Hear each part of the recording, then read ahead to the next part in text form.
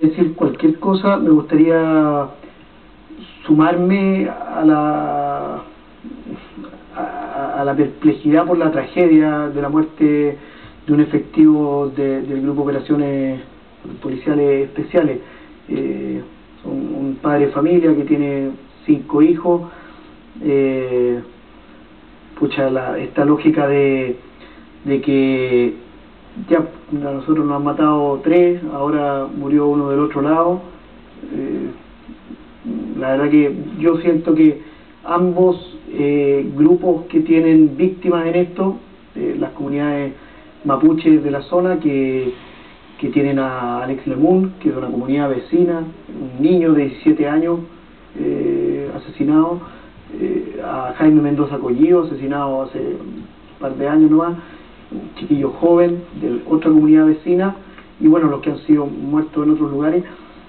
Como por otro lado, ahora Carabineros, que tiene su primera víctima. Yo creo que ambos grupos son víctimas de una estrategia sistemática de los gobiernos, y uno podría decir incluso del Estado chileno, y de todos los gobiernos de los colores que hemos tenido, por criminalizar esta situación y no querer dar un cauce de salida política, que es lo que se necesita. ¿Por qué no habrían querido en la concertación, y no querría este gobierno, darle un cauce con una salida política para un conflicto que evidentemente solo le trae problemas?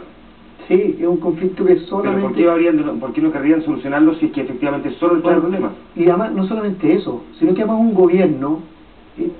lo que pasa, el diputado puede hablar de eso, lo que pase en Malleco, para un gobierno que está en Santiago, la verdad que es un pelo de la cola.